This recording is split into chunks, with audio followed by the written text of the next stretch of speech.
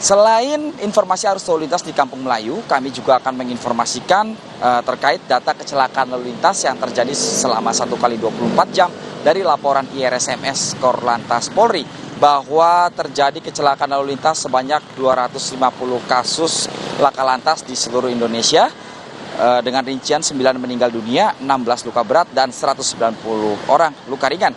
Dari 250 kasus laka lantas tersebut, 96% terjadi di jalan non-tol dan faktor penyebab kecelakaan dikarenakan gagal menjaga jarak aman dan hilang konsentrasi saat mengemudi, dan sekitar 23% korbannya adalah pelajar maupun mahasiswa.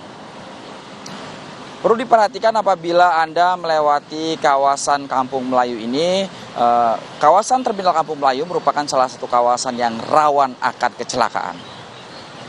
Tetap disiplin berlalu lintas dimanapun Anda berada, tidak menggunakan ponsel saat berkendara, serta hormati pengemudi lainnya, ikuti arahan petugas kami di lapangan, dan patuhi rambu lalu lintas. Untuk informasi situasi arus lalu lintas selengkapnya, Anda dapat menghubungi call center kami di 1500669 atau melalui SMS center di 9119.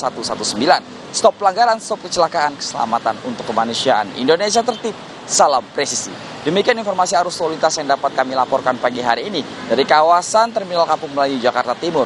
Kembali ke studio. Terima kasih Brigadir Haikal atas laporan Anda.